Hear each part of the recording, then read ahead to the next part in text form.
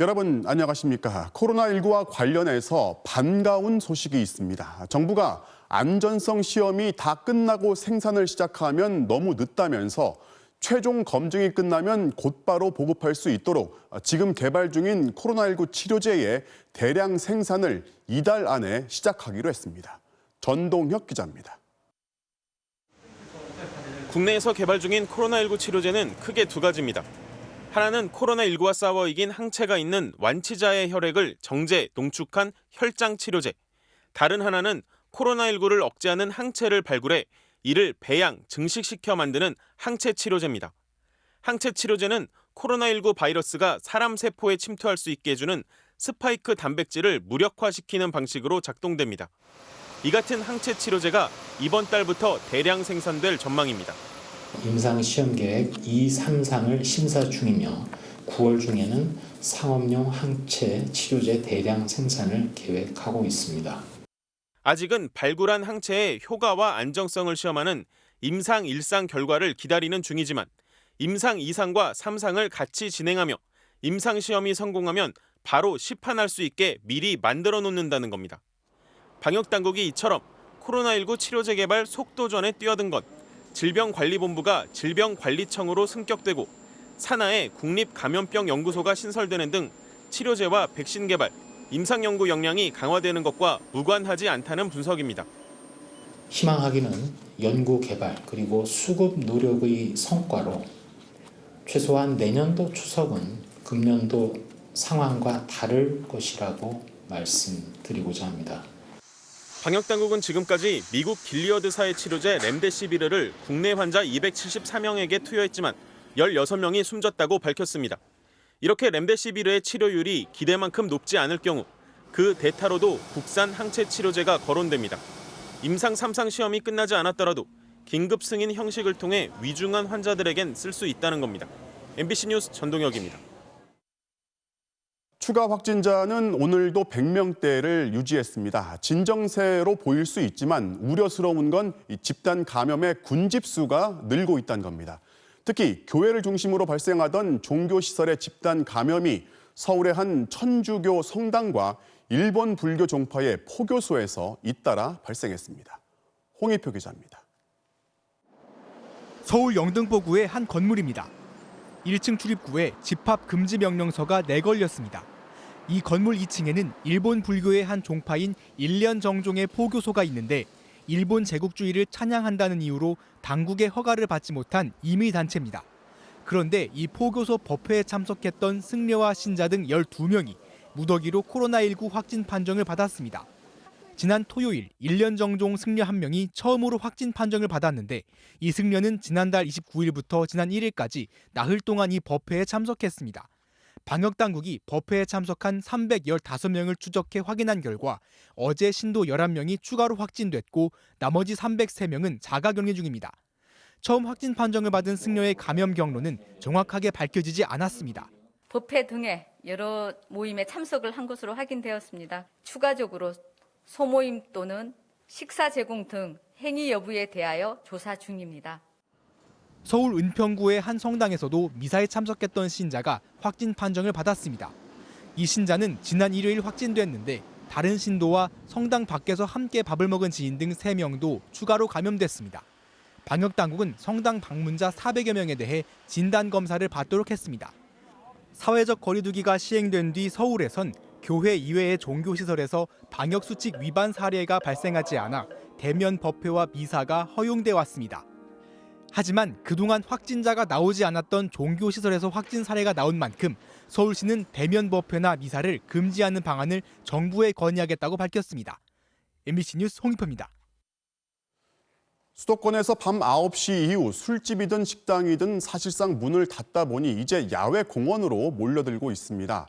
서울시가 이런 풍선 효과를 막기 위해서 일부 한강 공원도 오늘부터 통제하기로 했는데요.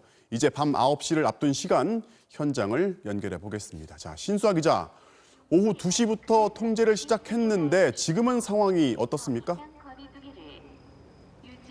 네, 제 뒤로 보이는 잔디밭 광장은 지금은 텅 비어 있습니다. 태풍이 물러가고 날도 좋아서 원래 이 시간쯤 되면 앉을 자리 없을 정도로 붐볐다고 하는데요.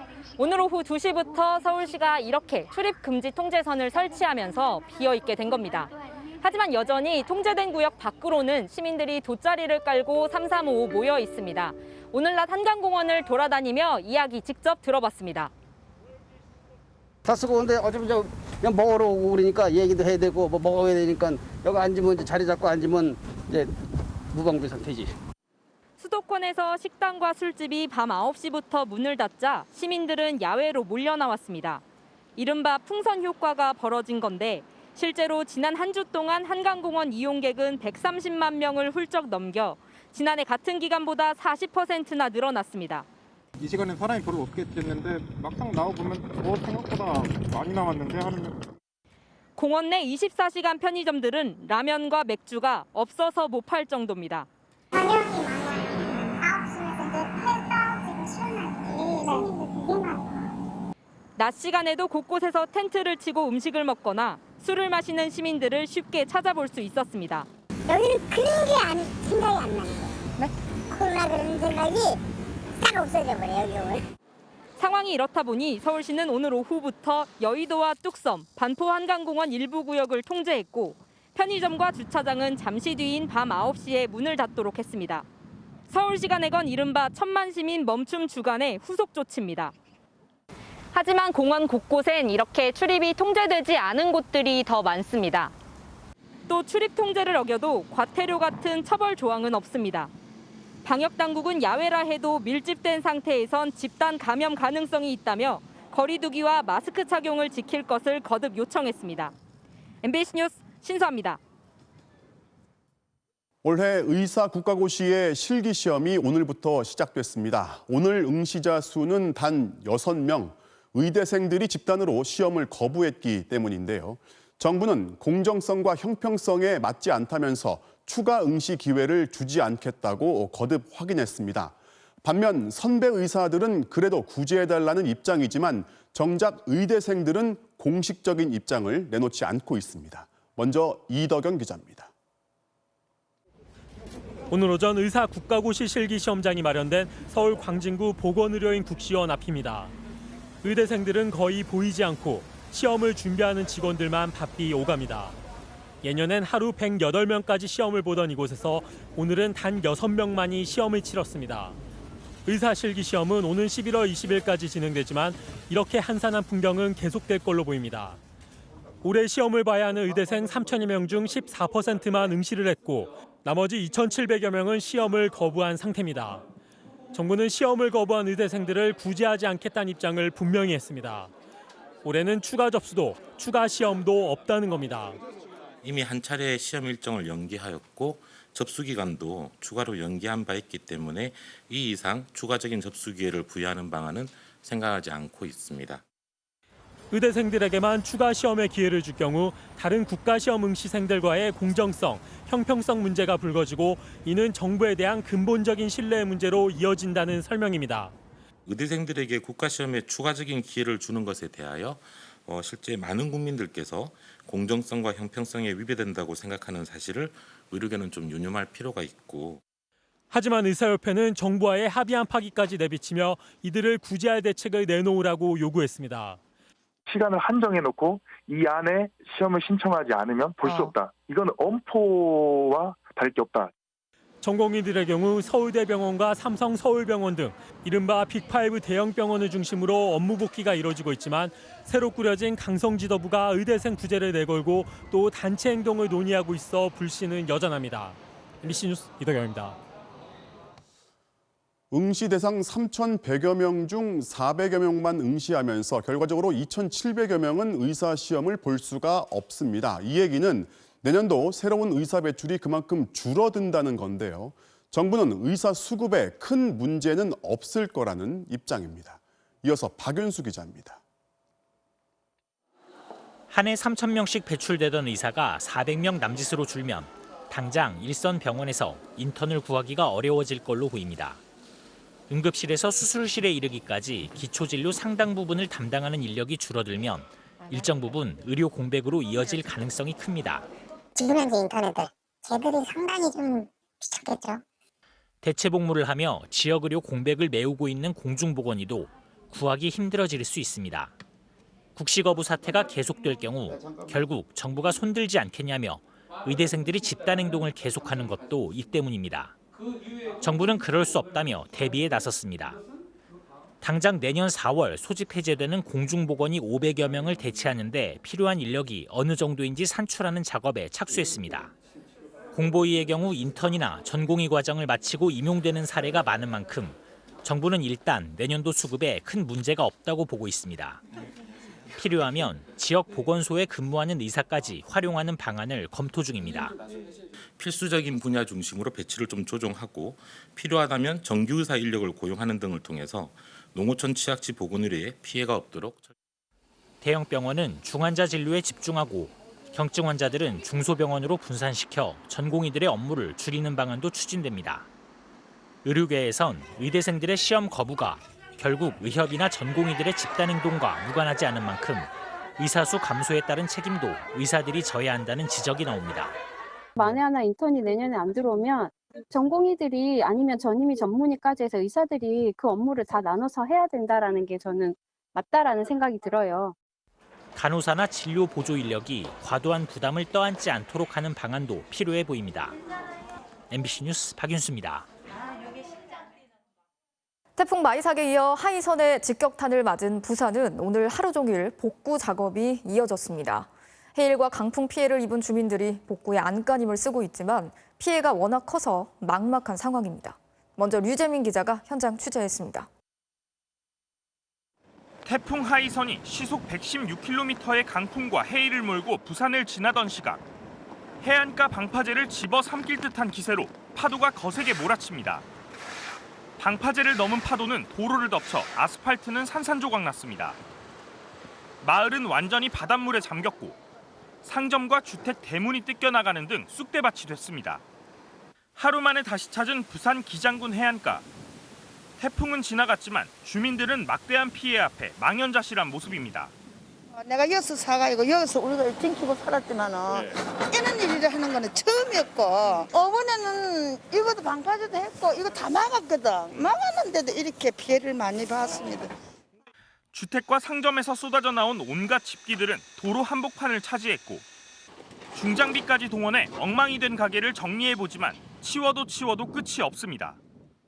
지금 천막집도 지금 연락이 안 되고 사람들이 일이 너무 많다 보니까 지금 전화를 안 받는 거예요. 2층하고 지금 엉망이에요. 물이 들어가고. 마을 주민들은 아파트 단지가 밀집한 부산의 다른 지역과 비교해 기장군의 경우 방파제나 파도를 막는 다른 구조물이 부실하다고 주장합니다. 마을에서 바다까지는 불과 20m 정도에 불과한데요. 파도를 막을 수 있는 건 이 테트라포드와 무릎 정도 높이의 방파제뿐입니다. 3년 전 태풍 피해로 쑥대밭이 된 뒤 해일을 막기 위한 보강 공사를 했지만 소용없었습니다. 포구를 매립을 하고 또 연장을 했죠.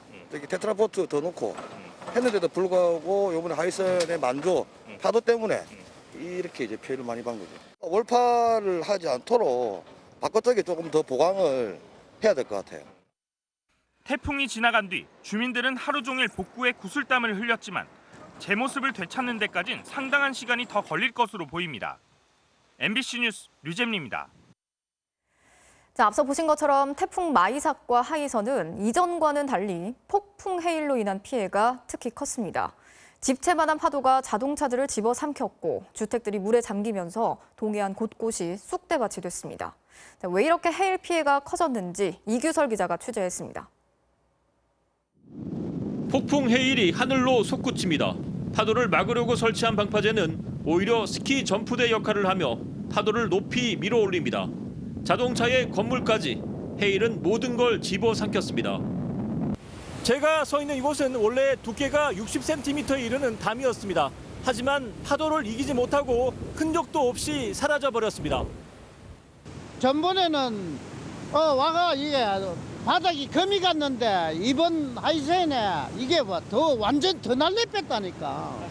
동해안 해일 피해가 왜 이렇게 커졌을까? 무엇보다 이번 태풍은 강도가 셌습니다. 피해가 컸던 포항 구룡포에선 초속 42.3m, 시속 152km의 강풍이 관측됐는데 폭풍 해일의 경우 해수면은 풍속의 제곱에 비례해 높아집니다. 또 이번 태풍이 수심이 얕은 지역에 바짝 붙어 이동하면서 피해가 더 커진 걸로 추정됩니다. 만 지역은 특성상 수심이 낮기 때문에 이런 높은 파도가 발생했을 때 그 영향이 수심이 높은 지역보다 그 영향을 더 크게 받게 되고요. 여기에다 해양수산부가 바다를 메워 조성한 항구 내 공원들도 해일 피해를 키웠다는 지적입니다. 경북 경주 간포항과 영덕 강구항에 사는 주민들은 이 공원이 바닷물을 가두는 저류지 역할을 했다고 입을 모읍니다. 공원 하기 전에는 물이 들어도 들어오는 물보다 나가는 물이 많기 때문에 이런 현상이 안 생겼는데 지금은 들어오면 들어오는 만큼 나가지를 않습니다. 지구온난화로 태풍은 더 강해지고 있습니다. 튼튼한 방파제를 쌓아 해일 피해를 막는 것도 중요하지만 해양 공간을 활용한다며 불필요하게 바다를 매립해 피해를 더 키우고 있는 건 아닌지 곰곰이 생각해 볼 일입니다. MBC 뉴스 이규설입니다. 태풍 마이삭으로 섬 전체가 피해를 입었던 울릉도는 하이선까지 겹치면서 말 그대로 초토화가 됐습니다. 피해 규모가 매미 때보다 더 큰 상황인데 울릉도는 특별 재난지역 선포를 통한 정부의 지원을 건의했습니다. 임재국 기자가 취재했습니다. 강한 바람과 높은 파도가 쉴 새 없이 방파제를 넘습니다. 지난 태풍 마이삭 때 200m가 유실된 울릉 사동항이 또다시 무너진 것입니다. 여객선 선착장에는 집채만한 파도가 가로등을 덮쳤고 쏟아지는 파도가 공원 도로에 넘칩니다. 울릉도 일주도로 일부 구간도 또다시 파손되거나 유실됐습니다. 우리 집을 엄청 많이 막고 엄청 단도리를 잘했는데도 물이 들어오고 안에 유리가 다 깨지고 냉장고가 몇 대 침수가 되고. 태풍 마이삭으로 입은 피해 복구도 제대로 못했는데 태풍 하이선까지 닥치면서 울릉도에는 피해가 컸습니다. 보통 새벽이나 밤으로 지나갔는데 이건 낮으로 지나갔는데 정말 어마어마하고 무섭고 큰 산이 이 지역을 덮치는 그런 느낌을 받았습니다. 울릉군이 잠정 집계한 두 번의 태풍 피해 규모는 476억 원. 지난 2003년 태풍 매미 때보다 피해액이 100억 원이 더 많습니다. 울릉군은 1년 예산의 25%에 해당하는 피해가 발생하는 등 피해 규모가 크다며 특별 재난지역으로 선포해달라고 정부에 요청했습니다. 복구하는 데는 아마 한 1년 이상 걸리지 않나 이렇게 생각을 합니다. 정부적인 차원에서 빠른 시일 내에 복구할 수 있도록. 두 번의 태풍으로 섬 전체가 큰 피해를 입은 울릉도. 민관이 함께 복구에 나서고 있지만 원래의 모습을 되찾기까지는 상당한 시간이 필요해 보입니다. MBC 뉴스 임재국입니다. 여당 내 대표적인 다주택자로 꼽히는 더불어민주당의 김홍걸 의원. 선친에게 물려받은 동교동 사저 말고도 강남과 서초에 고가의 아파트가 있었죠.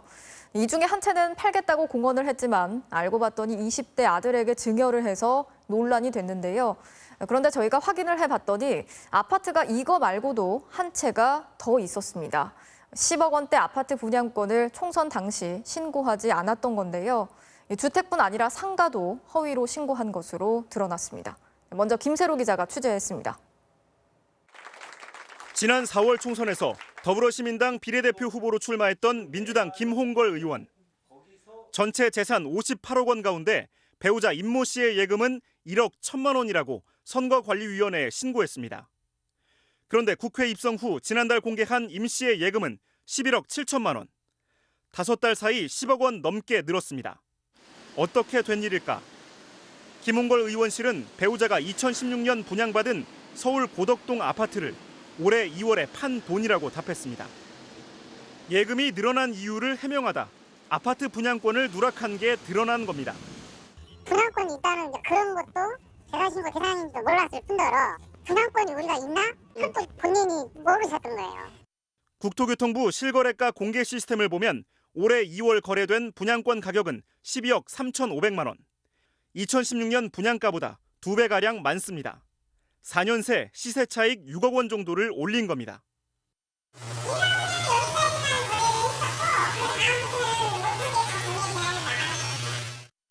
총선 당시 김 의원은 제대로 신고한 동교동 사저와 서초구, 강남구 아파트 외에 실제로는 강동구에도 아파트 한 채가 더 있었던 셈입니다. 3주택자가 아니라 4주택자였던 겁니다. 누락한 재산은 또 있습니다. 서울 서대문구에 있는 3층짜리 상가 건물. 김 의원의 배우자 임 씨가 지난 2008년 동생에게 나머지 지분 절반을 사들여 소유권을 전부 넘겨받았습니다. 하지만 김 의원은 최근 재산 신고에서 상가 대지 면적이 30제곱미터라고 했다가 64제곱미터라고 하는 등 두 차례 모두 허위 신고한 사실이 확인됐습니다. 금액도 1억 9천만 원, 5억 8천만 원 등 그때그때마다 고무줄입니다. 이 상가의 현재 시세는 10억 원이 넘습니다. 거기는 3천에서 4천에서 잡아야 돼요. 김 의원실은 상가 허위 신고에 대해서는 재산 등록을 대리했던 측근과 보좌진의 실수라고 해명했습니다.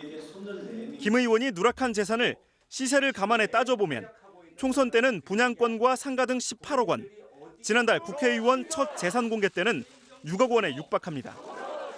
총선 당시 재산을 허위 신고하거나 고의로 누락할 경우 심하면 당선 취소도 가능합니다.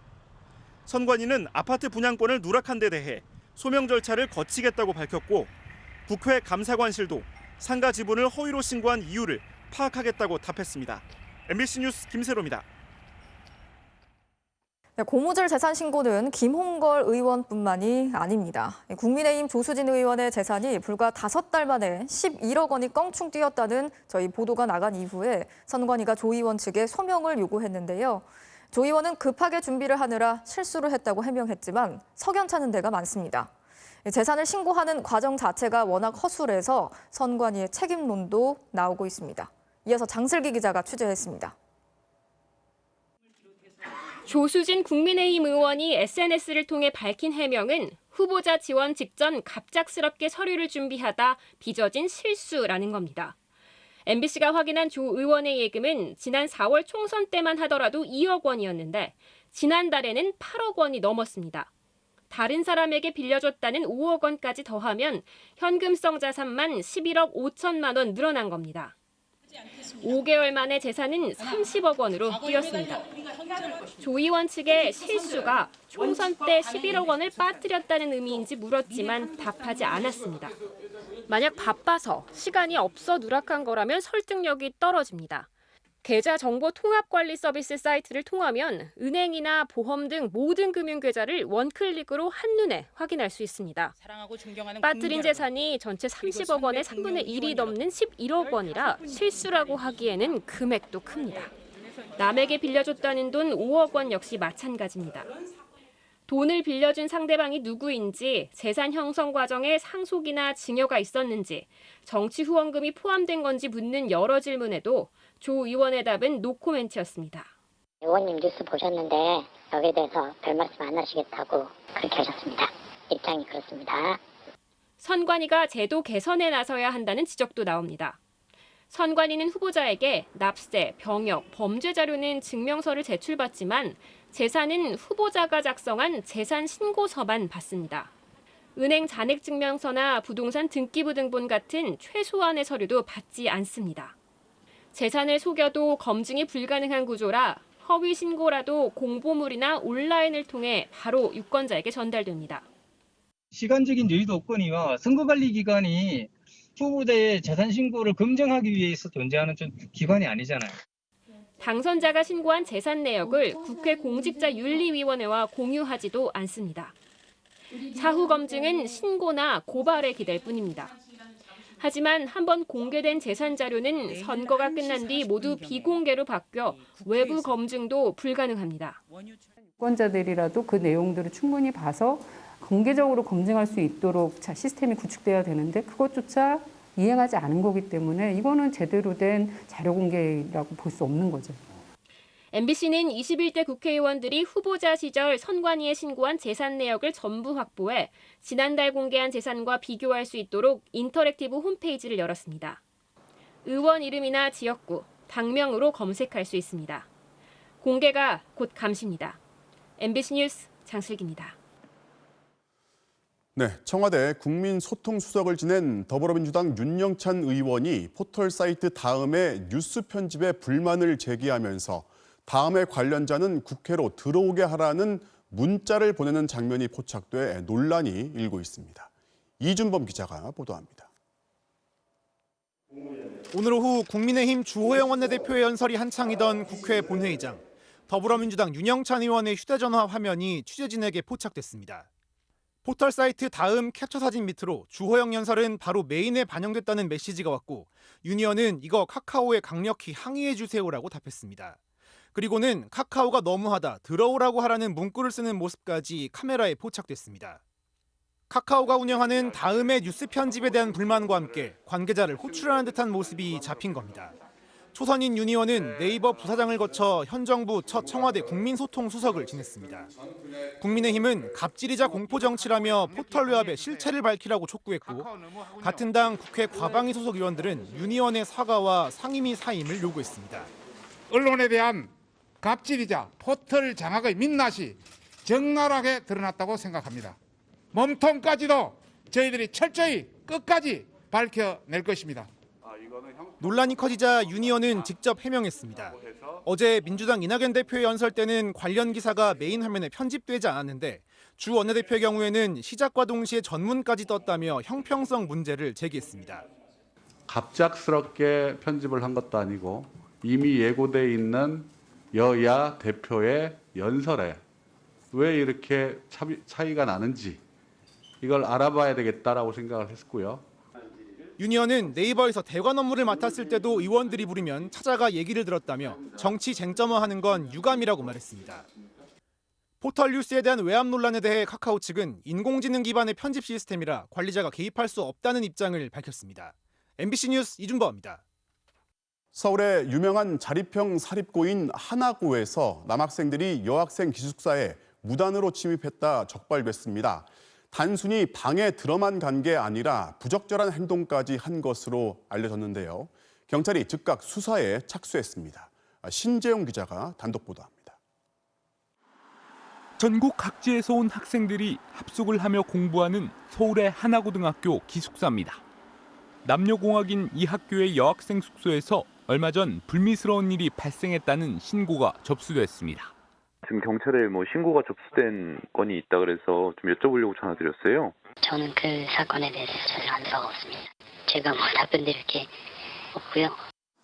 무슨 일이 있었던 걸까? 지난달 3학년 남학생 한 명이 여학생 방에 무단으로 들어갔다 적발됐습니다. 뒷모습을 수상히 여긴 여학생의 신고로 꼬리가 잡힌 사건. 일회성 단순 해프닝인가 싶었지만 알고 보니 처음이 아니었습니다. 학교 측이 CCTV를 돌려본 결과 남학생 서너 명이 여러 차례 여학생 기숙사에 침입하는 장면이 확인된 겁니다. 문제의 남학생들은 모두 고3이었습니다. 이들은 여학생 방에서 속옷을 뒤지고 부적절한 행위를 했다는 얘기를 친구들에게 자랑처럼 떠벌렸던 것으로 전해졌습니다. 4인 1실 구조인 이곳 기숙사는 평소에는 다른 방 출입을 금하고 있지만 여름방학 기간이라 일부 학생들이 방을 비웠던 것으로 알려졌습니다. 생활관은 A동 8층과 B동 9층 규모로 저층은 남학생이, 고층은 여학생이 쓰고 있고 5층만 동을 나눠 함께 사용하고 있는 구조입니다. 하나고는 전국 고등학교 가운데 CCTV가 가장 많이 설치된 학교로 알려져 있습니다. 1층에는 감독교사들도 상주하고 있었지만 소용이 없었습니다. 담당 CCTV가 있고 주위에 모니터링하는 선생님들이 있어요. 시설은 그렇게 완벽하게 됐다는 얘기죠. 남학생들은 교사들이 CCTV를 모니터링하지 않는 시간을 노려 여학생 숙소에 철제 잠금 장치를 힘으로 연 것으로 알려졌습니다. MBC 취재진의 문의에 입을 닫은 학교 측은 자체 조사를 마친 뒤 어제 학교폭력 신고 전화를 통해 경찰로 사건을 넘겼습니다. 서울 은평경찰서는 오늘 학교를 찾아가 CCTV를 확보하는 등 본격 수사에 착수했습니다. MBC 뉴스 신재웅입니다. 통원 치료를 받기 위해서 종합병원을 찾은 30대 남성이 마스크도 쓰지 않고 열도 재지 않겠다면서 소란을 피우다 경찰에 구속됐습니다. 조인호 기자입니다. 제주 시내의 한 병원 입구. 빨간색 티셔츠를 입은 한 남성이 한번 몸을 크게 휘청이더니 곧장 보안 요원을 향해 걸어갑니다. 그런데 마스크를 쓰지 않은 이 남성, 발열 검사도 받지 않겠다면서 생떼를 씁니다. 그리고는 양팔을 벌려 가로막은 여성 보안 요원을 밀치고 막무가내로 들어가려 합니다. 35살의 이 남성은 나흘 전 이 병원에서 소란을 피우다 강제 퇴원당했는데 통원 치료를 받겠다면서 찾아온 겁니다. 술에 취한 상태에서 소리를 지르고 손 소독기까지 던지려 했던 소동은 20분 넘게 계속됐습니다. 병원에서 난동을 부릴 경우에는 저희도 저희를 지켜야 되지만 어쨌든 환자분 지켜야 되잖아요. 저희도 좀 불안해요. 어떤 흉기를 갖고 와서 난동을 부릴 수도 있고. 결국 이 남성은 신고를 받고 출동한 경찰에 현행범으로 체포됐고 업무 방해 혐의로 구속됐습니다. 마스크를 착용하지 않아서 발생한 시비로 경찰에 접수된 신고 건수는 최근 3개월 제주에서만 200건이 넘습니다. 이 중 12명이 형사 입건됐고 결국 구속되는 사례까지 발생한 겁니다. 방역수칙 위반과 관련한 대중교통 내 다중이용시설에서의 폭력 행위에 대하여는 국민 안전을 위협하는 중대한 범죄로 인식하여 엄정 대응할 계획입니다. 마스크 착용이 의무화되면서 다음 달부터는 최고 10만 원의 과태료까지 부과되지만 마스크를 둘러싼 시비는 끊이지 않고 있습니다. MBC 뉴스 조인호입니다. 술을 마시고 차를 몰다 사고를 낸 운전자보다 단속이 없으니 괜찮다면서 음주운전을 부추긴 동승자에게 더 큰 책임이 있다는 판결이 나왔습니다. 그렇게 운전을 부추겼던 동승자는 사고 이후 맨발로 도망까지 갔는데 법원이 실형을 선고하고 법정에서 구속시켰습니다. 김태욱 기자입니다. 지난해 9월 새벽 세종시의 한 도로에서 2명이 다친 음주운전 교통사고. 경찰이 출동했을 때 사고 차량 안에는 20대 여성 운전자만 있었습니다. 혈중 알코올 농도는 0.110%의 만취 상태였습니다.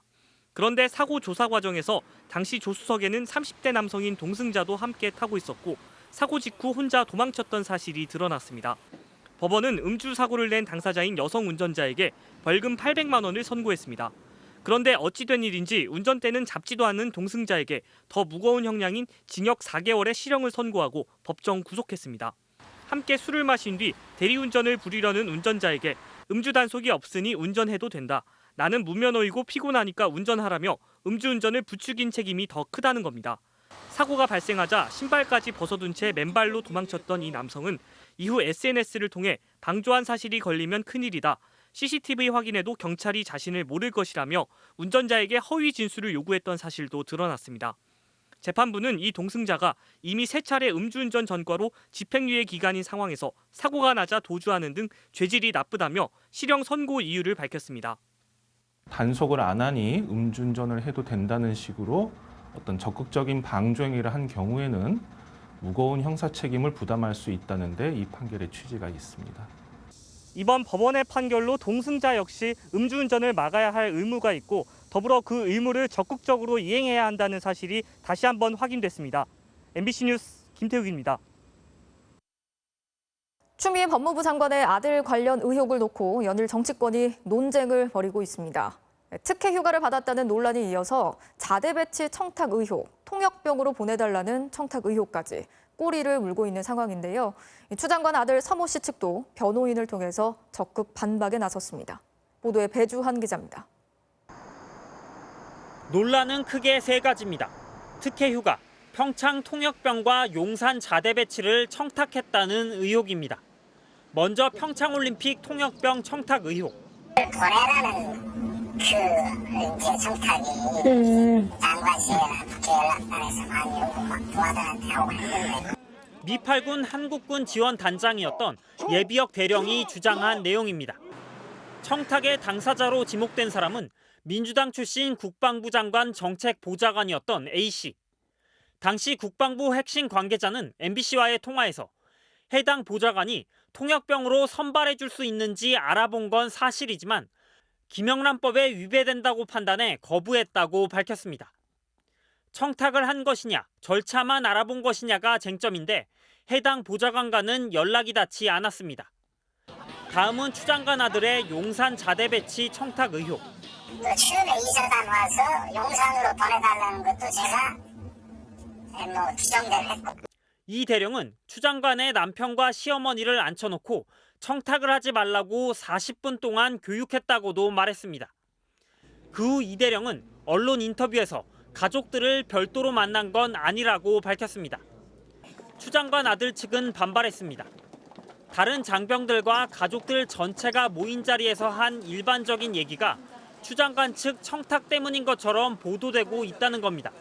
마치 1대1로 이 분들이 찾아와서 용산으로 보내주십시오 이렇게 얘기한 것처럼 보도를 하고 있다 이거죠. 이 배치는 그냥 초청으로. 결과적으로 통역병 선발이나 용산 자대 배치나 모두 추첨으로 이뤄져 추 장관 아들은 선발되지 못했습니다. 특혜 휴가 의혹도 공방이 계속됐습니다. 추 장관 아들 변호인은 카투사는 구한 미육군 규정이 우선 적용된다며 휴가 신청이나 자료 보관 등 모두 문제 없다는 주장을 내놨습니다. 그러나 군 관계자는 카투사는 지금까지 한국군 규정에 맞춰 휴가를 가고 있다고 밝혔고 야당도 변호인의 자의적 추측에 불과하다고 비판했습니다. MBC 뉴스 배주환입니다. 사회적 거리 두기가 강화가 되면서 요즘 음식점이나 빵집들 너나 할 것 없이 모두 배달로 전환을 하고 있습니다. 심지어 PC방에서도 음식은 물론이고 집에서 게임을 할 수 있도록 컴퓨터까지 배달해주고 있습니다. 이문영 기자가 취재했습니다. 배달은 있죠? 주문이 들어오자 능숙한 솜씨로 음식을 만들기 시작합니다. 식당처럼 보이지만 이곳은 경기도 시흥의 한 PC방입니다. 웬만한 음식점 못지않은 메뉴판, 거리두기 강화로 영업을 못하게 되자 평소 게임 손님들에게 팔던 음식으로 배달에 뛰어든 겁니다. 잘 되는 날 매출은 하루 30만 원 정도. 입소문이 나면서 주문이 늘어 PC방 손실의 일부나마 메우게 됐습니다. 창업을 시작한 건 2달 반 정도 되었고요. 열심히 해보기 전에 이렇게 영업을 하지 못하게 되어서 저희가 마냥 기다릴 수만은 없잖아요. 저희가 할 수 있는 거는 사실상 배달밖에 없었어요. 컴퓨터를 대여 형태로 배달해주는 PC방도 생겼습니다. 놀고 있는 고사양 컴퓨터를 게임을 좋아하는 손님 집에 갖다 주는 건데 일주일 만에 50대나 나갔습니다. PC를 지금 같은 상황에 배달해주면 어떨까 그렇게 생각을 하게 되다가 이제 시작을 하게. 이렇게 해도 사실은 임대료 관리비 이자를 다 충당할 수가 없어요. 점심을 회사 안에서 해결하려는 사람들이 늘면서 밥집들은 도시락을 만들어 단체 배달에 나서고 있습니다. 서울 강남의 이 도시락 업체가 오늘 배달한 물량의 40%는 기업 단체 손님. 결제는 식권으로도 받습니다. 코로나 재확산 이후 이런 단체 배달 주문은 평소에 3배로 늘었습니다. 시간에 맞춰서 보내드리기 위해서 30에서 40인분 정도는 저희가 기존에 알고 있던 퀵회사나 택배회사를 통해서 너도 나도 배달의 사활을 걸다 보니 배달 대행업체의 가입도 크게 늘었습니다. 코로나가 재확산한 지난달 중순 이후 한 배달 대행업체의 가입 문의는 3배로 급증했고 원래 며칠이면 되던 배달앱 가입 등록도 일주일 이상씩 기다려야 합니다. 이 같은 분위기 속에 최근엔 유통 대기업들도 배달 서비스를 확대하고 있어 코로나가 가져온 배달 분야의 성장세는 앞으로도 계속될 전망입니다. MBC 뉴스 이문현입니다. 2차 긴급 재난지원금 누가 얼마를 받게 되는지 이제 윤곽이 드러나고 있습니다. 코로나로 피해를 본 자영업자들, 또 고용 취약계층 등을 대상으로 맞춤형으로 지급할 예정인데요. 최대한 빨리 지급할 수 있도록 소득 증빙 절차도 가능하면 없애기로 했습니다. 노경진 기자가 자세히 설명해 드리겠습니다. 오늘 낮 서울 홍대거리. 노래방마다 문이 잠겨 있습니다. 지하의 한 노래방은 원래 없는 가게인 듯 다른 입간판들로 입구가 막혔습니다. 입간판을 치우니 8월 30일까지 영업을 중단한다는 공지가 붙어 있지만 일주일이 지난 지금도 영업 재개는 요원합니다. 네, 아예 문 닫았거든요. 원래 옛날에는 청소년들이 좀 많이 왔죠? 문을 연 가게들도 강화된 거리 두기로 극한의 어려움을 겪고 있습니다. 정부에서 하라는 대로 다 하고 지키잖아요. 장사하는 사람들은 피해를 봤는데 수혜는 따박따박 내야 되고 정부에서 좀 어떻게 좀 해줬으면 좋겠어요.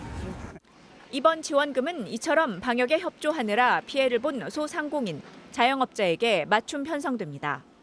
노래방과 PC방, 대형 학원 등 집합 금지 명령으로 문을 닫은 12개 업종 가운데 유흥업소 등을 제외하고 200만 원가량씩이 일괄 지급됩니다. 집합 금지 업종이 아니라도 매출이 크게 감소한 소상공인 역시 100만 원 이상을 받게 될 전망입니다. 경영난을 견디지 못해 폐업한 경우에도 재기자금이 지원됩니다. 정부는 본인의 소득 증빙 없이 국세청 자료를 기반으로 대상을 가려내 추석 전에 신속히 지급한다는 방침입니다. 그 선별된 카테고리 내에서는 가능한 한 사전 심사 없이 최소한의 요건 확인만을 통해서 보편적으로 지급하는 그런 방식으로 가는. 대리기사나 학습지 교사 등 고용 취약계층도 지원 대상입니다. 이들 가운데 1차 고용 안정 지원금을 받았던 사람들은 지원이 연장되고 신규 신청도 가능합니다. 이 밖에 아이가 학교에 가지 못한 가구를 위한 특별 돌봄 지원, 비대면 활동에 따른 통신비 지원 등에도 별도의 예산이 편성됩니다. 정부는 이 같은 내용의 4차 추경안을 포함해 하반기 경기를 살리기 위한 9조 원 규모의 민생 안정 대책을 마련해 이번 주 후반 발표할 계획입니다. MBC 뉴스 노경진입니다. 네, 정부가 이번 추석 명절 기간에 한해서 이른바 김영란법이 허용하는 농축수산물의 선물 상한액을 지금의 10만 원에서 20만 원으로 올리기로 했습니다.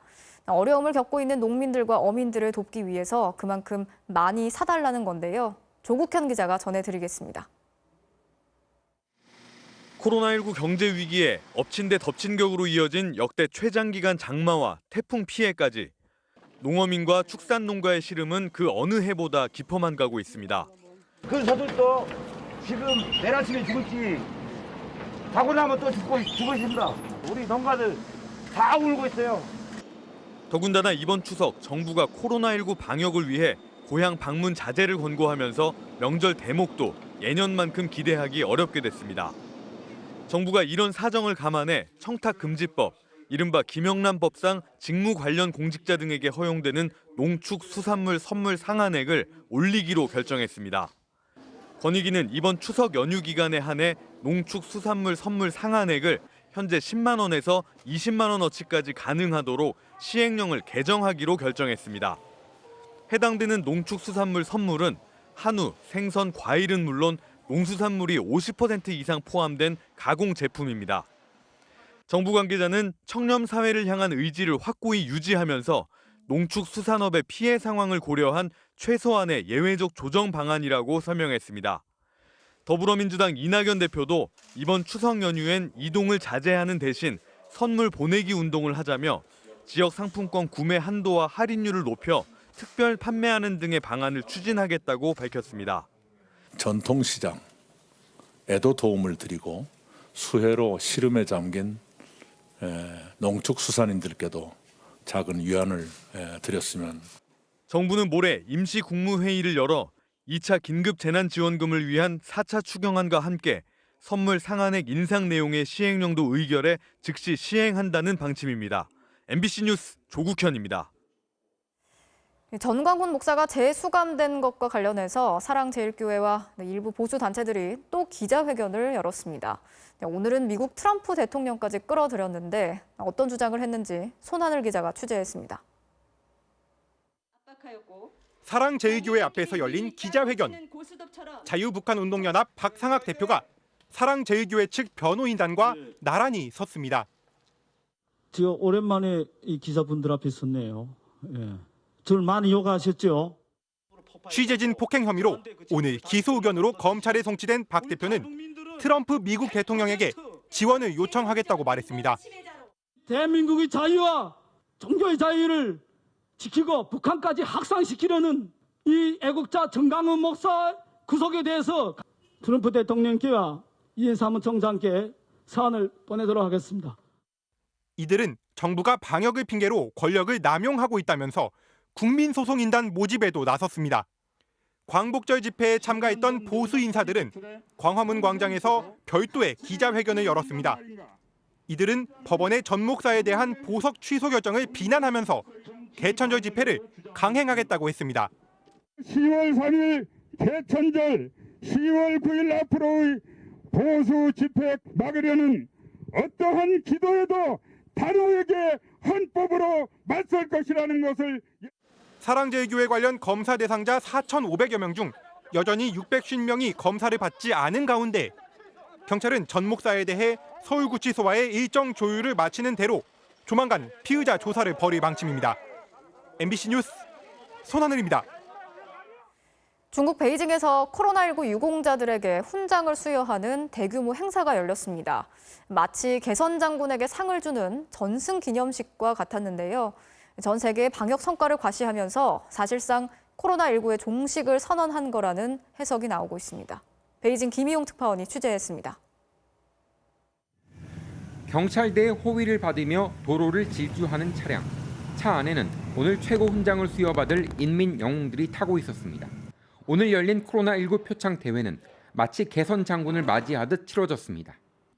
지난 2003년 사스에 이어서 이번 코로나19 방역에서도 총사령관 역할을 한 중난산 원사에게는 최고 영예인 공화국 훈장이 수여됐고 1,500명 유공자들이 각종 표창을 받았습니다.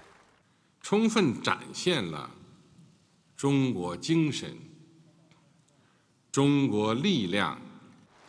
이번 행사로 중국 정부가 사실상 코로나19 종식 선언을 한 것이란 해석도 나오는데 지난해 12월 우한에서 첫 환자가 발생한 이후 약 9개월 만입니다. 베이징 시내의 공원입니다.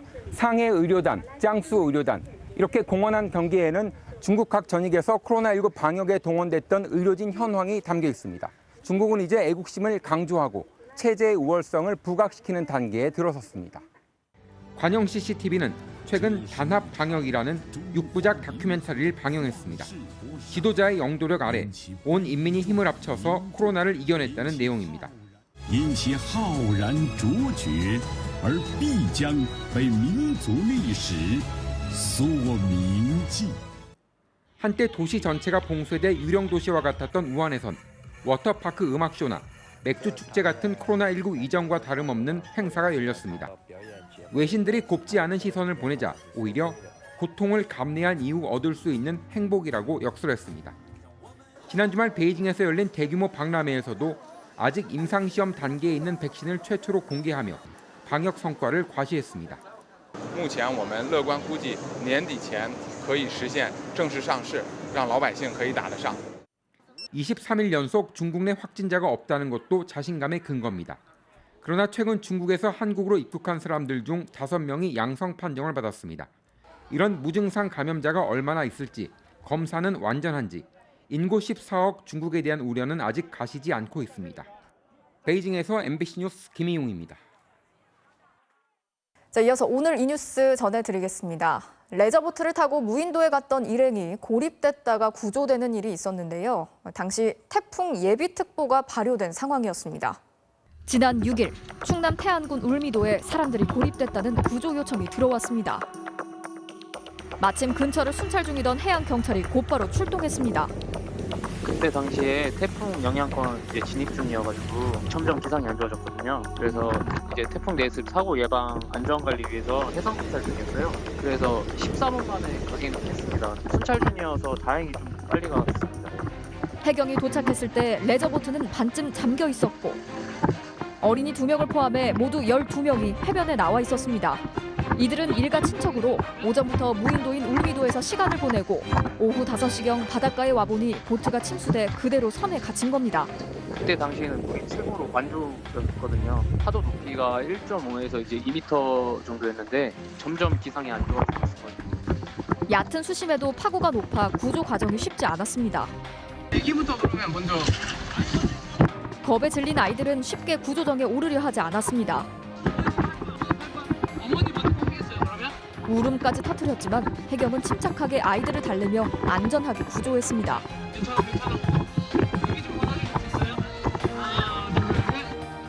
연안 구조정으로 구조해 경비정에 옮겨 태우고 인근 마건포항으로 후송해 모두 안전하게 귀가 조치했습니다. 해경의 임무는 인명 구조에서 끝나지 않았습니다.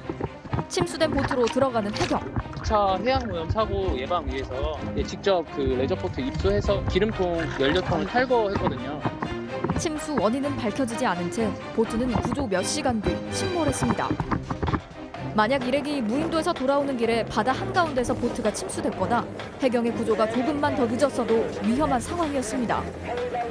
태풍이 북상 중인 경우 바다 날씨가 아무리 잔잔하여도 언제 바다 날씨가 악화될지도 모르니 레저도 좋지만 태풍 예비특보 있는 날은 레저를 자제해 주셨으면 좋겠습니다. 오늘 이 뉴스였습니다.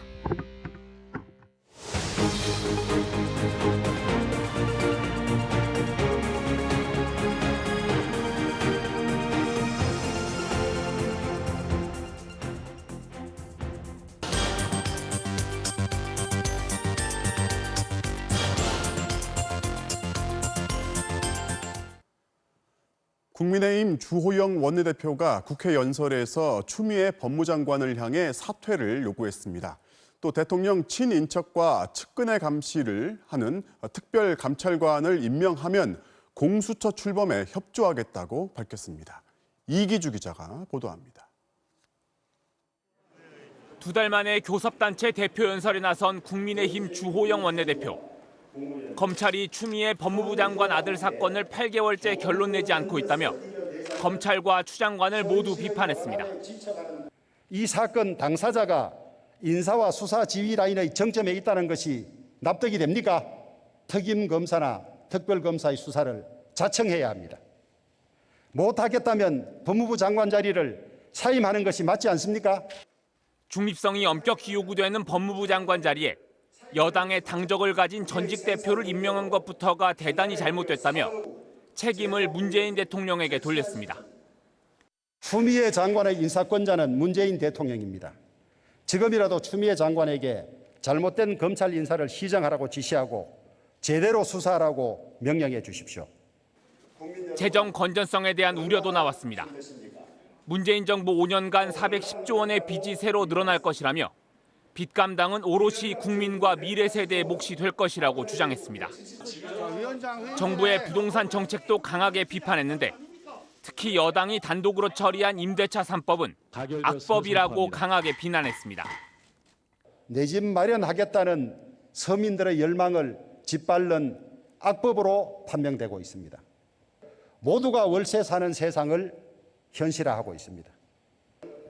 주 원내대표는 민주당이 공수처를 추진하려면 먼저 대통령 특별감찰관 그리고 북한인권재단 이사를 조속히 임명할 것도 요구했습니다. 이에 대해 민주당은 국민의힘이 공수처 출범에 협조할 경우 특별감찰관과 북한인권재단 이사 추천에 응하겠다며 역제안했습니다. 그러면서 주 원내대표가 연설 내내 비판으로 일관한 점은 아쉽지만 협치의 끈은 놓지 않겠다는 입장을 밝혔습니다. MBC 뉴스 이기주입니다. 미국은 코로나19 확진자 수가 전 세계의 4분의 1을 차지하고 사망자도 이제 19만 명을 눈앞에 두고 있는 코로나19로 가장 큰 타격을 입은 국가입니다. 세계 최강국이 이럴 수 있나 실망을 넘어서 놀랍기까지 한데요. 사실 MBC의 박성호 워싱턴 특파원도 이 코로나19에 걸렸다가 회복을 했습니다. 박 특파원의 체험기를 보도로 먼저 들으신 뒤에 직접 연결해서 뒷얘기를 들어보겠습니다. 코로나19 검사를 받으러 지금 검사소로 가는 길입니다. 당일날 예약을 잡아줬습니다. 이곳은 집 근처에 있는 쇼핑센터 뒤쪽 주차장인데요. 검사 장면은 찍는 걸 제지당해서 담지를 못했고요. 대신에 얼마나 걸릴지 결과 나올 때까지 얼마나 걸릴지 물어봤는데 검사 결과 나오는데 한 3일에서 5일 걸릴 거다.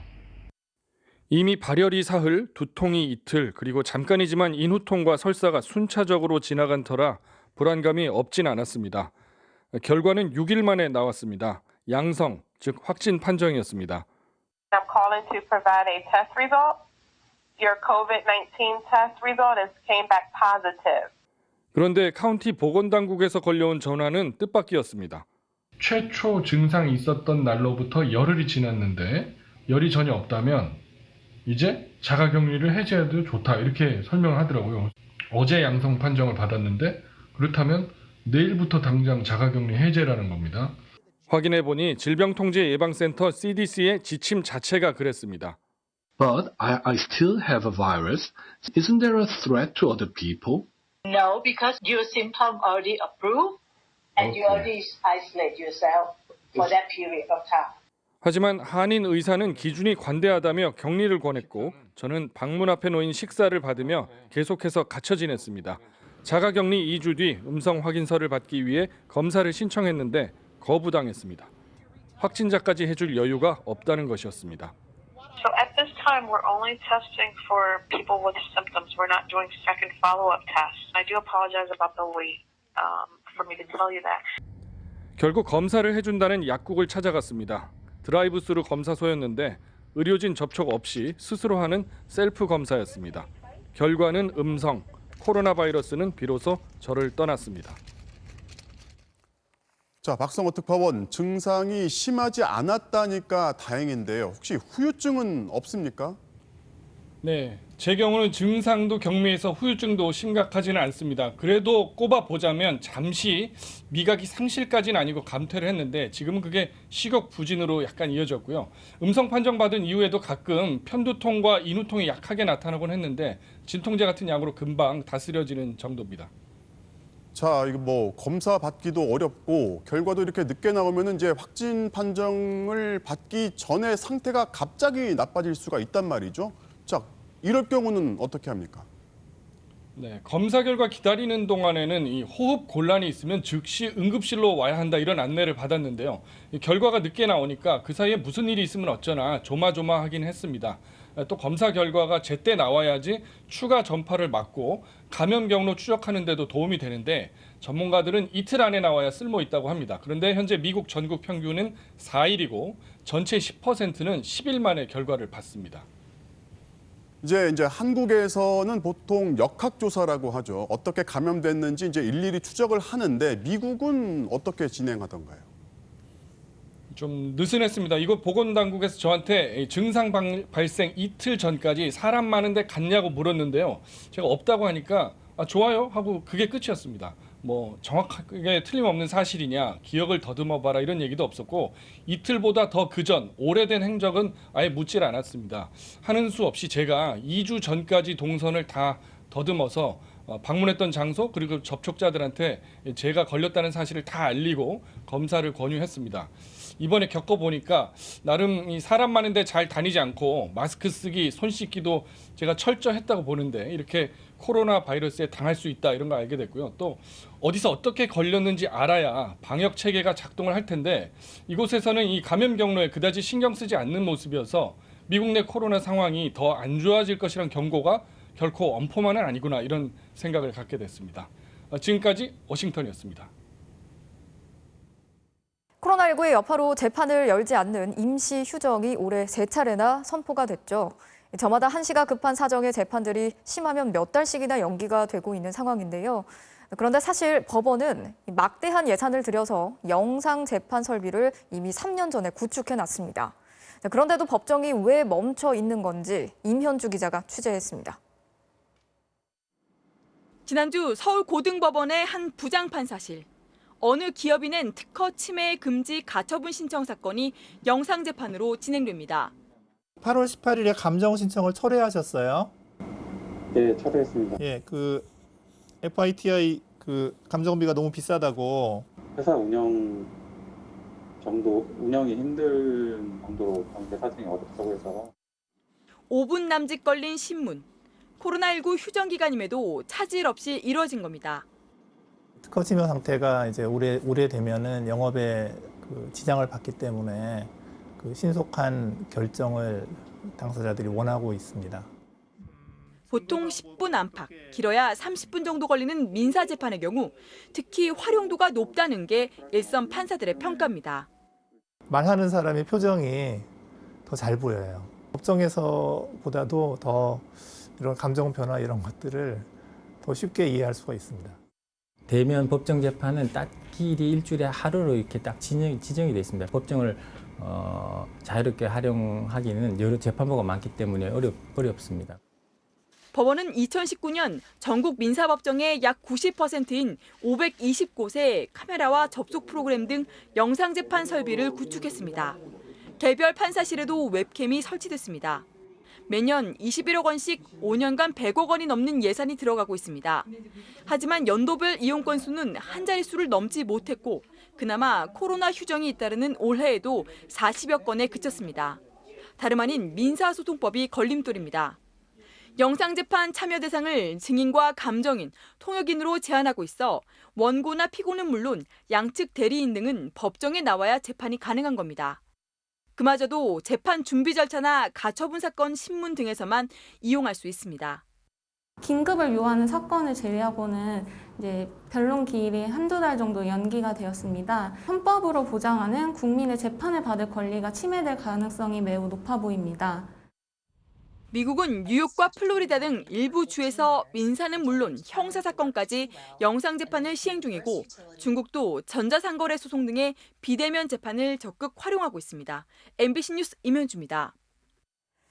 독일 베를린 국회의사당 앞에 이렇게 빈 의자 13,000개가 놓여 있습니다.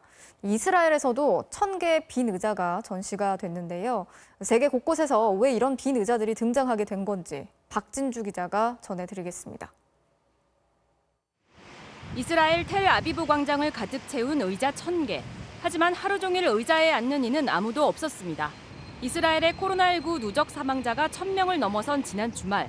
희생자들을 잊지 말자며 한 시민단체가 마련한 퍼포먼스입니다. 사망자 수를 상징하는 1,000개의 의자에는 희생자를 추모하는 쪽지와 함께 장미꽃이 놓였습니다. Today we put these 1,000 chairs protesting the situation we are in. We have more than 1,000 people who died from this pandemic.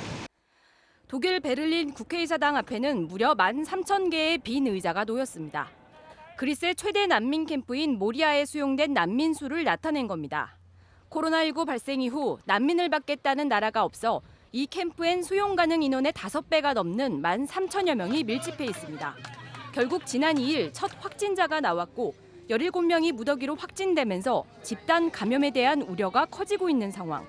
독일 난민단체들은 베를린시가 이들 난민 캠프에서 1,000명 이상을 받아들이겠다고 약속한 만큼 독일 정부가 나서야 한다고 지적했습니다.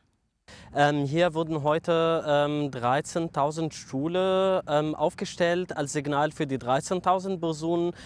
미얀마 로힝야족 약 100만 명이 수용된 방글라데시 난민 캠프에서도 90건의 확진 사례가 보고됐는데 난민 거주지에선 검사는 물론 확진자 집계도 제대로 이루어지지 않는 실정입니다. You should be sure that all of this camp will die because there is not enough doctor. 세계 곳곳에 등장하고 있는 빈 의자들. 코로나19 이후 상실과 슬픔의 상징이 됐지만 동시에 더불어 살아가는 이웃의 온기도 아직 남아있다는 걸 보여주고 있습니다. MBC 뉴스 박진주입니다. 연이은 태풍으로 경주와 부산 등 동남권 원전 8기가 줄줄이 멈춰섰습니다. 한수원 측은 자동으로 중단이 된 거라고 해명을 했지만 전문가들은 원전의 안전 시스템에 문제가 있다고 지적했습니다. 장미쁨 기자가 취재했습니다. 태풍이 동해안을 강타한 지난 7일 오전, 월성 2호기와 3호기의 터빈 발전기가 잇따라 멈춰섰습니다. 원전 밖으로 전기를 송출하는 설비에서 전기 누전과 같은 현상이 잇따라 발생하면서 터빈 발전기가 자동 정지한 겁니다. 전력 설비에 이상이 발생하여 터빈 발전기가 자동 정지되었으나 원자로는 60% 출력 상태로 안전하게 유지 중입니다. 지난 3일 태풍 마이삭 때도 신고리 원전 2기와 고리 원전 4기의 원전에서 전력 개통 이상이 발생해 6기의 원전이 가동 중단됐습니다. 방사능 누출 등의 더 큰 사고를 막기 위해 원전 자체적으로 전력을 차단한 경우도 있었지만 고리 원전 1호기와 2호기의 경우 알 수 없는 이유로 전원이 상실되는 말 그대로 비상 상황이 발생한 겁니다. 전문가들은 전원이 끊기면 최악의 경우 뜨거운 원자로를 식혀주는 냉각 기능에도 문제가 생겨 원자로가 녹아내리는 등 치명적인 결과를 초래할 수 있다고 경고합니다. 후쿠시마 사고도 그랬고 핵발전소에서 가장 위험한 게 전원 상실로 인해서 이제 생기는 여러 가지 문제들이거든요. 가볍게 안전장치가 이렇게 작동했던 정도로 문제를 볼 수는 없는 거다. 특히 태풍 때마다 오른쪽 위험 반원에 놓이는 동남권에 전국 원전의 75%인 18기의 원전이 밀집해 원전 전력 개통에 이상이 발생할 경우 원자로의 안전은 물론 전국의 대정전 사태로도 이어질 수 있습니다. 갑자기 한 장소에 어떤 재해가 닥쳐서 원전이 갑자기 여러 개가 전력망에서 빠져나가는 경우에는 대정전으로 이어질 수도 있습니다. 올 들어 원자력 발전소가 가동을 멈추거나 고장난 경우는 모두 10건, 이 중 8건은 태풍 때문에 발생한 비상 상황이었습니다.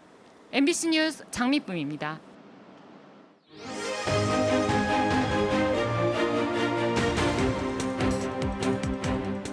정치적 참견 시점, 오늘도 정치팀 박영회 기자와 함께하겠습니다. 자, 첫 번째 소식 보겠습니다. 네. 여야 대표 연설 야유가 사라졌다는데 자 오늘 이제 여야 대표가 이제 국회 연설을 했는데 네. 이번에는 상대당의 대표 연설을 할 때 야유가 사라진 모양입니다. 네. 어제 민주당 이낙연 대표 연설 때도 또 오늘 국민의힘 주호영 원내대표 연설 때도 여야 의원들 모두 조용했습니다. 네. 그 모습부터 함께 보시죠. 네. 우분투, 당신이 있어 내가 있다. 아프리카 반투족의 말입니다. 저는 원칙 있는 협치를 약속드린 바 있습니다.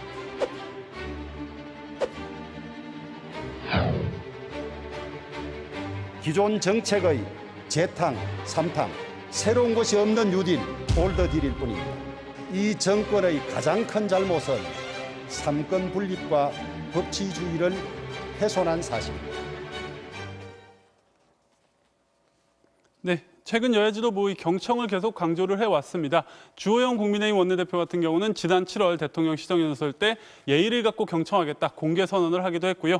민주당 김태년 원내대표는 지난 7월과 오늘 통합당 연설을 앞두고서 존중과 경청의 자세로 임해달라 이렇게 당 소속 의원들에게 문자를 보내기도 했습니다. 이게 뭐 야유하고 이제 고성 지르는 게 나름의 기싸움이다 보니까 과거 네. 국회 때는 이제 빠짐없이 등장을 했는데 이거는 확실히 달라진 것 같아요. 네, 뭐 바로 직전 20대 국회 때를 떠올려 보면 고성과 야유로 뭐 대표 연설이 중단되기도 했었는데요. 네. 영상으로 그때 모습들 상기해 보시죠. 네. 어떻게 입법부 소장께서 블루하우스 스피커를 자처하시고 한나라의 입법 수장이 자, 좀 조용히 하세요. 경제 상황이 참으로 엄중합니다. 올해 우리 경제 성장률이 2%에 미달할 수 있다는 우려가 커지고 있습니다. 문재인 정권이 만들었잖아요. 대한민국 대통령이 김정은 수석 수석 대변인이라는 낯뜨거운 이야기를 듣지 않 이 정권의 추악한 민낯을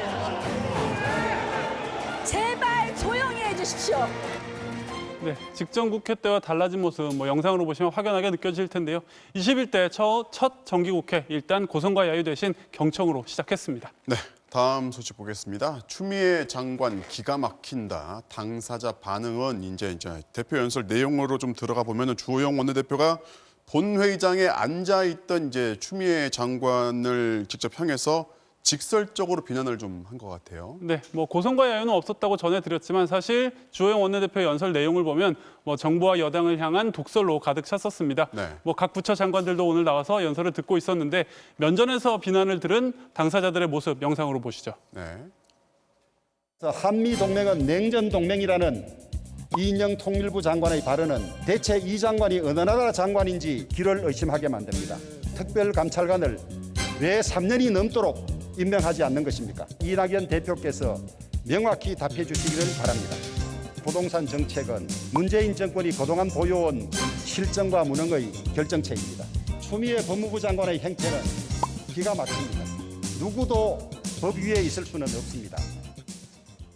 여야 사이에 야유, 고성은 없었지만 이 연설 내용에는 분명히 칼날 같은 게 숨어 있어요. 네, 주호영 원내대표 오늘 40분의 연설 동안 외교통일 분야, 경제, 부동산 문제를 포함한 경제 분야, 탈원전 문제 말 그대로 전방위적으로 공세를 쏟아냈습니다. 네. 역시 공세의 수위가 가장 거셌던 건 이 추미애 법무부 장관을 향해서였는데요. 면전에서 공개적으로 이뤄진 사퇴 요구에 추미애 장관 슬쩍 웃는 듯한 모습이 포착이 되기도 했습니다. 일단 시작은 조용하게 21대 국회 시작을 했다지만 앞으로 길은 험난해 보입니다. 네, 오늘은 여기까지 듣겠습니다. 지금까지 박영회 기자였습니다.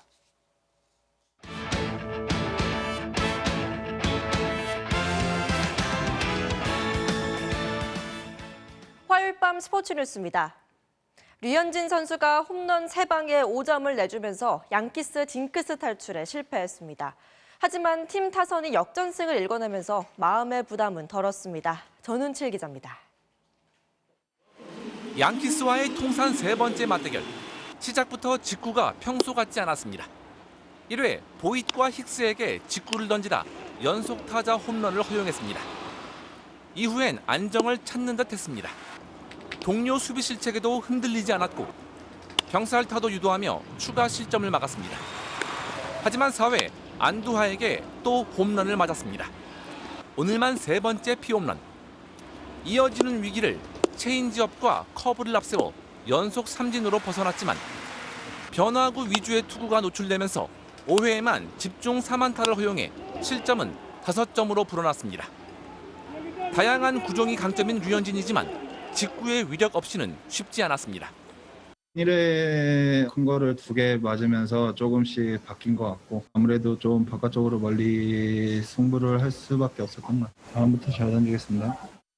실제 오늘 직구 평균 구속은 올해 9경기 가운데 가장 떨어졌고 평균 143km에 미치지 못하는 날엔 대량 실점이 나온 것도 확인됐습니다. 양키스와의 악연을 끊지 못하면서 평균 자책점은 3.19로 높아졌습니다. 그래도 타선의 폭발로 마음의 짐은 덜었습니다. 5대2로 뒤진 채 교체돼 패전 위기에 몰렸지만 토론토 타선이 6회에만 젠슨의 말루 홈런 포함 무려 10점을 몰아치는 거짓말 같은 대역전극을 일궈냈습니다. 오늘 승리로 토론토는 양키스와의 승차를 2경기로 벌렸고 ESPN은 토론토의 플레이오프 진출 가능성을 90%로 전망했습니다. MBC 뉴스 전은치입니다. 오늘 류현진 선수의 부진은 아쉬웠지만 6회에만 10점을 뽑아낸 토론토 타선의 폭발력은 색다른 재미를 선사하기에 충분했습니다. 뭔가 부족하면서도 어떻게든 이기는 도깨비팀 토론토의 매력을 이명진 기자가 전해드립니다. 넉 점 차로 끌려가던 6회 말 토론토의 거짓말 같은 공격이 펼쳐집니다. 1사 만루에서 실책으로 득점을 시작하더니 연속 안타와 연속 도루로 양키스의 혼을 빼놓습니다. 그리고 1할 때 타율의 젠슨이 만루 홈런으로 역전극의 대미를 장식합니다. 6회에만 10득점, 2대6의 스코어가 12대6으로 바뀌었습니다. I'm thinking about just trying to get the ball in the air, for a sacrifice fly, and that one felt unbelievable. 올 시즌 토론토는 말 그대로 도깨비 팀입니다. 메이저리거가 맞나 싶을 정도로 수비와 주루에서 실수를 연발하다가도 한 번 불붙으면 못 말릴 정도로 폭발합니다. 특히 6회는 약속의 시간입니다. 팀 타율이 4할 가까이 치솟는 등 공격 지표 거의 전 부문이 메이저리그 전체 1위입니다. 토론토 경기는요. 중간에 점수 이렇게 됐다고 TV를 끄면 안 돼요. 이게 나중에 후회합니다. 올 시즌 22승 가운데 무려 14승이 역전승. 평균 연령 26세의 자유로운 팀 분위기에 무시무시한 뒷심도 인상적입니다. This team believes that they're going to beat anybody, anytime, anywhere, no matter what the score is. 매 경기 롤러코스터를 타는 아슬아슬함 속에서도 어떻게든 뒤집을 수 있다는 기분 좋은 믿음. 미워할 수 없는 도깨비팀 토론토의 남은 시즌이 더 기대되는 이유입니다. MBC 뉴스 이명진입니다. 지난 시즌 도르트문트로 이적해 엄청난 득점력을 자랑했던 홀란드가 노르웨이 대표팀에서도 원샷 원킬의 능력을 유감없이 발휘했습니다. 손장훈 기자의 보도입니다. 북아일랜드와의 네이션스 리그 2차전. 홀란드의 기가 막힌 논스톱 발리 슛이 터집니다. 1대1의 균형을 깨트리는 결승골. 골키퍼를 얼어붙게 만든 기습적인 대포할 슈팅이었습니다. 후반에는 엄청난 스피드도 자랑했습니다. 194cm의 키가 믿기지 않을 정도로 빨랐고 골과 다름없는 도움을 만들어냈습니다. 홀란드는 여기서 멈추지 않았습니다. 강력한 가마차기로 승리의 쐐기를 박았습니다. 딱 2번의 슈팅으로 2골. 원샷 원킬을 뽐낸 20살 득점 기계의 활약 속에 노르웨이도 4골차 대승을 거뒀습니다. 0대0으로 맞선 전반 추가 시간. 이탈리아의 감각적인 패스 연결에 네덜란드의 측면 수비가 한순간에 뚫립니다. 임모빌레의 크로스와 바렐라의 깔끔한 헤더. 이 한 골로 이탈리아는 A매치 16경기 무패 행진을 달렸습니다. MBC 뉴스 손장훈입니다. 평온한 가을 하늘을 되찾은 하루였습니다. 내일은 하늘 표정이 조금 달라집니다. 새벽부터 서해상에서 비구름이 만들어지면서 내일 밤까지 서울을 포함한 대부분 지방에서 최고 60mm의 비가 요란스레 지나겠습니다. 우리나라 높은 상공으로는 영하 12도 안팎의 차가운 공기가 머물면서 대기 불안정이 심해지기 때문인데요. 비는 짧은 시간 동안 강하게 내리겠고 동일한 지역에서 비구름이 머무는 시간은 그리 길지 않을 전망입니다. 그렇다 보니 비가 오지 않더라도 잠깐 사이에 해가 비추면서 남쪽으로는 기온이 크게 오릅니다. 대구가 30도까지 올라 다소 덥겠고요. 중부지방은 종일 구름이 끼면서 25도 안팎으로 오늘처럼 선선하겠습니다. 자세한 지역별 내일 날씨입니다. 출근길 비가 오는 지역에서는 가시거리가 약간 짧아지겠습니다. 동해안과 제주도는 비 소식 없이 구름만 지나겠습니다. 아침 최저 기온은 서울과 대구 20도, 원주 18도로 오늘보다 낮겠습니다. 낮 최고 기온은 부산 28도, 서울 25도가 되겠습니다. 이번 주 금요일과 일요일 사이 경북과 영동을 중심으로만 비가 예보돼 있고요. 그 밖에 서울 등 전국에서는 구름만 지나는 무난한 가을 날씨가 이어지겠습니다. 날씨였습니다. 9월 8일 뉴스데스크를 마칩니다. 오늘도 함께해 주신 여러분 고맙습니다.